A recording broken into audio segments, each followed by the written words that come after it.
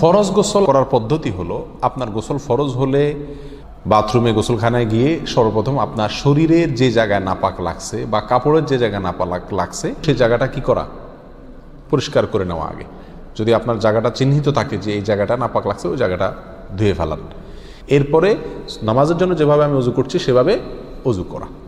এরপরে অজু করা, হাতের কবজি ধোয়া, এরপরে কুলি করা, নাকে পানি দেওয়া, মুখ ধোয়া, হাতের কনুই পর্যন্ত ধোয়া, মাথা মাসা করা, এরকম অজু করা।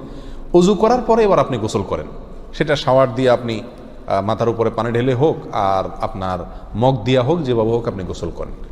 গোসল করা শেষ হয়ে গেলে, গোসল করে যখন বের হয়ে যাবেন, তখন যাওয়ার আগ দিয়া ওই যে পাও ধোয়া বাকি আছে হুজুর, যাওয়ার আগ দিয়া পায়ের ওখানে পানি ঢেলে টাকনো পর্যন্ত পাও ধুয়ে ফেললেন, বাস গোসল হয়ে গেল।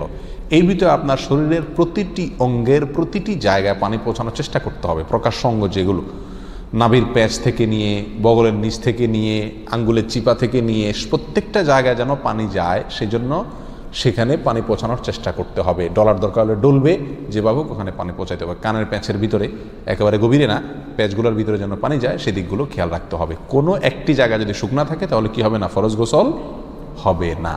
অতএব পরিপূর্ণ শরীর যাতে ধোয়া হয় সেদিকটা খেয়াল রাখতে হবে। নেল পালিশ ইত্যাদি বা কোনো রং টং ইত্যাদির কারণে যদি কোনো আবরণ থাকে শরীরের উপরে, তাহলে সেগুলো সরা নিতে হবে, তা না হলে কি হবে না, ফরজ গোসল আদায় হবে না। কথা, প্রথমে শরীর এবং কাপড় থেকে নাপাকগুলো ধুয়ে নেব, এরপরে অজু করব পূর্ণাঙ্গভাবে, পাও ধোয়া বাদে, এরপরে গোসল করব। আর বের হওয়ার সময় দোনো পাও টাকনো পর্যন্ত ধুয়ে তারপর বের হয়ে যাব। এই গোসলের সাথে আমার অজু হয়ে গেল। এই গোসলের পরে আর কি করার দরকার নাই, অজু করার দরকার নাই। অনেকেই গোসলের পরে অজু করেন, এটা কোনো প্রয়োজন নাই।